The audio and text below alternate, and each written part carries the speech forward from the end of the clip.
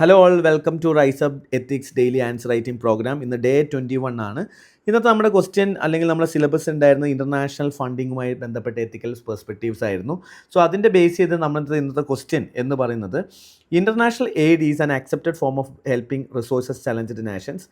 Comment on ethics in contemporary international aid, support your answer with suitable examples എന്നുള്ളതായിരുന്നു. Okay, so ഈ ഒരു particular ക്വസ്റ്റ്യൻസിൽ നമ്മളോട് ചോദിച്ചിരിക്കുന്നത് international aid support ചെയ്യുന്നതിൻ്റെ ഭാഗമായിട്ട് എന്തൊക്കെ ചലഞ്ചസ് ആണ്, അല്ലെങ്കിൽ നമുക്ക് വേണമെങ്കിൽ പറയാൻ പറ്റും എന്തൊക്കെ എത്തിക്കൽ പ്രോബ്ലംസ് ആണ് ഫണ്ടിങ്ങിൽ ഉള്ളത് എന്നുള്ളതാണ്. സോ വളരെ സിമ്പിളായിട്ടുള്ള ഡയറക്റ്റ് ക്വസ്റ്റ്യൻ ആണ്. എന്താണ് ഫസ്റ്റ് നമുക്കൊന്ന് എന്താണ് ഇൻ്റർനാഷണൽ റിലേഷൻഷിപ്പിൽ എത്തിക്സിൽ ഫണ്ടിങ്ങിൽ എന്തൊക്കെ പ്രോബ്ലംസ് വരാം, എങ്ങനെയാണ് ചലഞ്ചഡ് സ്റ്റേറ്റ്, അങ്ങനെ ഒരു ജസ്റ്റ് ഒരു ഇൻട്രൊഡക്ഷൻ കൊടുക്കാം.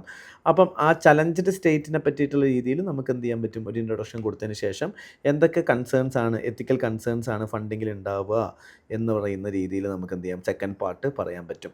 ഓക്കെ, സോ ഈ രീതിയിൽ നമുക്ക് എന്ത് ചെയ്യാം, ഫൈനലി ഒരു കൺക്ലൂഷനോട് കൊടുത്തിട്ട് നമുക്ക് ഈ ആൻസർ ചെയ്യാൻ പറ്റുന്നതാണ്. ഇപ്പോൾ ഇതിൻ്റെ ഒരു ഇൻട്രൊഡക്ഷൻ പാർട്ടിലേക്ക് വരുമ്പോൾ ആസ് ഐ ഓൾറെഡി ടോൾഡ് നമുക്ക് എന്ത് ചെയ്യാൻ പറ്റും, ക്വസ്റ്റ്യൻ്റെ ഒരു കോൺടെക്സ്റ്റ് വെച്ചിട്ടോ അല്ലെങ്കിൽ ഈ റീസെൻ്റ് ആയിട്ട് നടക്കുന്ന ഇൻ്റർനാഷണൽ എയ്ഡ് റിലേറ്റ് ചെയ്യുന്ന രീതിയിൽ എങ്ങനെയാണ് അതിൻ്റെ ഒരു ബെസ്റ്റ് എത്തിക്കൽ മോഡൽ പ്രാക്ടീസസ് എന്താണെന്നുള്ളത് ഒക്കെ രീതിയിൽ നമുക്ക് പറയാൻ പറ്റും. ഓക്കെ, അപ്പോൾ ഇവിടെ കൊടുത്തിരിക്കുന്നത് നോക്കിക്കഴിഞ്ഞ് കഴിഞ്ഞാൽ international aid reflects the principle of global justice, humans and human solidarity, where wealthier nation extend support to resource challenged ones to reduce suffering and uphold human dignity എന്നുള്ളതാണ്. അതായത് എന്തിനാണ് ഇൻ്റർനാഷണൽ എയ്ഡ് കൊടുക്കുന്നത് എന്നുള്ള രീതിയിലൊരു ഇൻട്രൊഡക്ഷനാണ് നമ്മളിവിടെ കൊടുത്തിട്ടുള്ളത്. അപ്പോൾ അതെങ്ങനെയായിരിക്കണം, അതിനകത്ത് എത്തിക്കൽ വാല്യൂസ് ആയിട്ടുള്ള compassion, equity, responsibility beyond borders and ethical aid must guided by principles of impartiality, transparency and respect for sovereignty and ensuring its empowers rather than exploiting recipient എന്നുള്ളതാണ്. അതിനൊരു എക്സാമ്പിളായിട്ട് നമ്മൾ കൊടുത്തിരിക്കുന്ന 2004 നമുക്ക് ഇന്ത്യൻ ഓഷ്യൻ സുനാമി വന്ന സമയത്ത് multiple nations എന്ത് ചെയ്തിട്ടുണ്ട്, help ചെയ്തിട്ടുണ്ട്. അതല്ല എന്നുണ്ടെങ്കിൽ നമുക്ക് വേണമെങ്കിൽ പറയാൻ പറ്റും പല സിറ്റുവേഷൻസിലും എന്ത് ചെയ്തിട്ടുണ്ട്. ഇപ്പം നമ്മൾ ഏഷ്യ ആഫ്രിക്ക ഗ്രോത്ത് കോറിഡോർ നമ്മൾ എന്ത് ചെയ്യുന്ന ആഫ്രിക്കൻ ഡെവലപ്മെൻറ്റിന് വേണ്ടിയിട്ട് ഇന്ത്യയും ജപ്പാനും കൂടി ഒക്കെ വർക്ക് ചെയ്യുന്ന പ്രൊജക്റ്റാണ് Asia Africa growth corridor. So ethical principles base ചെയ്തിട്ടുള്ള ഒരു പ്രൊജക്റ്റാണ്. എംപവറിങ് ദി നേഷൻസ് അല്ലെങ്കിൽ റിസോഴ്സ് ചലഞ്ചഡ് ആയിട്ടുള്ള സ്ഥലങ്ങളെ എംപവർ ചെയ്യുന്ന രീതിയിലുള്ള പ്രൊജക്റ്റുകളായിരിക്കണം. അപ്പം എന്തൊക്കെ ഡിലമാസാണ് ഇവിടെ നമുക്ക് വരാനുള്ളത്? ഒന്നാമത്തെ പ്രശ്നം എന്ന് പറയുന്നത് സോവറിനിറ്റി റിലേറ്റഡ് ആണ് അല്ലേ. So undermining sovereignty is another one of the issue. ഇവിടെ എന്ത് സംഭവിക്കുന്നു വെച്ച് കഴിഞ്ഞാൽ, ഇപ്പം നമ്മൾ ഒരു ഫണ്ടിങ് ചെയ്യുന്ന സമയത്ത് ആ സ്റ്റേറ്റിൻ്റെ സോവറിൻ പ്രിൻസിപ്പിൾസിനെയോ അല്ലെങ്കിൽ അവരുടെ പവർ ഇൻ ഇൻറ്റേർണൽ ആസ്പെക്ട്സിനെ എഗെയിൻസ്റ്റ് ആവുന്ന രീതിയിലേക്കുള്ള ഒരു ഫണ്ടിങ് നമ്മൾ ചെയ്യാൻ പാടില്ല എന്നുള്ളതാണ്. അപ്പം ഡോണേഴ്സ് എന്ത് ചെയ്യാൻ പാടില്ല, അങ്ങനെയുള്ള കണ്ടീഷൻസോ അങ്ങനെയുള്ള ട്രാപ്പുകൾ ചെയ്യാൻ പാടില്ല. ഇതിന് ഏറ്റവും വലിയ എക്സാമ്പിളാണ് നമ്മുടെ ഡെപ്റ്റ് trapped diplomacy of China.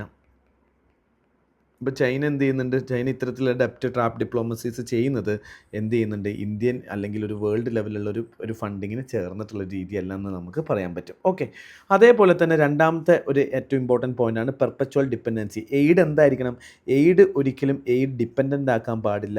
Aid എപ്പോഴും എംപവർ ചെയ്യാൻ വേണ്ടിയിട്ടായിരിക്കണം. എംപവറിങ് ദി എയ്ഡ് റിസീവർ എന്നുള്ളതായിരിക്കണം എയ്ഡിൻ്റെ അൾട്ടിമേറ്റ് ഗോള് എന്ന് പറയുന്നത്.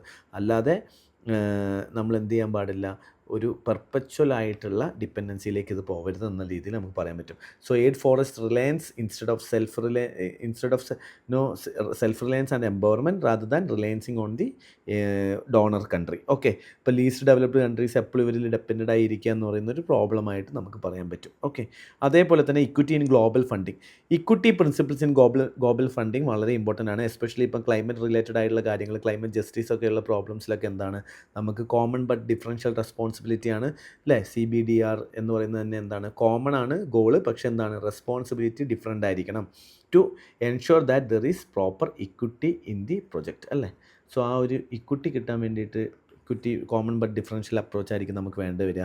അതുപോലെ തന്നെ lack of transparency and accountability നമുക്ക് പറയാൻ പറ്റും. Corruption, mismanagement of divert to aid in those in needs. Basically ഇപ്പം നമ്മൾ കറപ്റ്റ് ഫണ്ട് എന്ത് ചെയ്യുക, ഡൈവേർട്ടഡ് ആയിട്ട് അത് അല്ലാത്ത സാധനത്തിന് വേണ്ടി നമ്മൾ യൂസ് ചെയ്യുക എന്നുള്ള പ്രോബ്ലംസൊക്കെ വരാൻ ചാൻസസ് ഉണ്ട്. സോ അങ്ങനെയുള്ള എക്സാമ്പിൾസുകൾ നമുക്ക് കോട്ട് ചെയ്യാൻ പറ്റും. അതുപോലെ തന്നെ കൾച്ചറൽ കൺസിഡറേഷൻ നോക്കുകയാണെന്നുണ്ടെങ്കിൽ പ്രൊജക്റ്റ് എയ്ഡ് എന്ത് ചെയ്യാൻ പാടില്ല, ആ ഒരു പർട്ടിക്കുലർ സൊസൈറ്റിയിലെ കൾച്ചറിന് എഗെയിൻസ്റ്റ് ആവുന്ന രീതിയിലുള്ള പ്രൊജക്റ്റ് വരാൻ പാടില്ല. ഇപ്പോൾ ഹൈത്തീസിലൊക്കെ 2010 എർത്ത് നമ്മൾ എന്ത് ചെയ്യുന്നു, ആ ഒരു മാസ് ബെറിയൽസിലേക്കൊക്കെ പോകുമ്പോൾ ആളുകളുടെ സെൻറ്റിമെൻറ്റ്സിന് അത് ഫീലിങ്സിന് അത് ഹേർട്ട് ചെയ്തിട്ടുണ്ടായിരുന്നു. അത്തരത്തിലുള്ള എയ്ഡുകളാവാൻ പാടില്ല. അത് നമ്മൾ ശ്രദ്ധിക്കണം ഇൻ്റർനാഷണൽ ഫണ്ടിങ് ചെയ്യുമ്പം. അതുപോലെ തന്നെ എക്കോളജിക്കും എൻവയോൺമെൻറ്റിനും ഡാമേജ് ഉണ്ടാകുന്ന രീതിയിലുള്ള എയ്ഡ്സും അല്ലെങ്കിൽ നമ്മൾ അങ്ങനെയുള്ളൊരു എയ്ഡ് എന്ത് ചെയ്യാൻ പാടില്ല, കൊടുക്കാൻ പാടില്ല. അങ്ങനത്തെ എയ്ഡ് കൊടുക്കുന്ന സമയത്ത് വിൽ ബി അഗെയിൻ പ്രോബ്ലം ആയിരിക്കാം. ഇപ്പം aid driven project can be degrade ecosystems ആണെങ്കിൽ, ഫോർ എക്സാമ്പിൾ ബ്രസീലിലുള്ള Mato Grosso led to the deforestation of soybean cultivations. So ഇങ്ങനെയുള്ള പ്രോബ്ലംസ് നമ്മൾ നോക്കണം. അതേപോലെ തന്നെ നോർത്ത് സൗത്ത് ഡിവൈഡ് കൺസേൺ നമ്മൾ ഉള്ളിൽ വെക്കണം. There is a divide between developed states and developing States.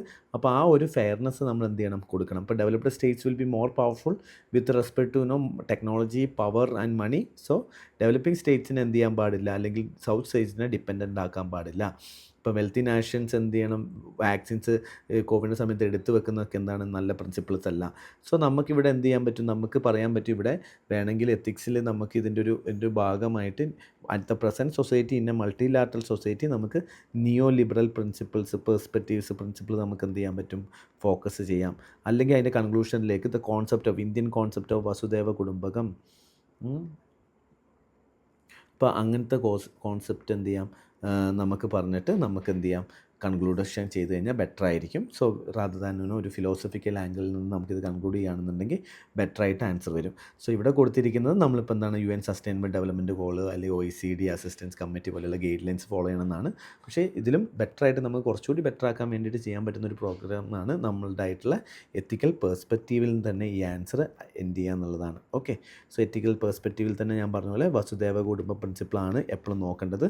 So we should treat every country, അല്ലെങ്കിൽ എന്ത് ചെയ്യണം, ഒരു പാർട്ട് ഓഫ് അവർ ഫാമിലി ആണ് എന്നുള്ളൊരു പ്രിൻസിപ്പിൾ നമുക്ക് എന്ത് ചെയ്യണം, ഇവിടെ വേണം. അല്ലെങ്കിൽ world also should be having A inclusive goal of ഈ സബ്കാ സാത്ത് ആ ഒരു പ്രിൻസിപ്പിളിനെ പറ്റി നമുക്ക് എന്ത് ചെയ്യാൻ പറ്റും, പറയാൻ പറ്റും. അല്ലെങ്കിൽ നമുക്ക് പറയുന്നതാണ് നിയോ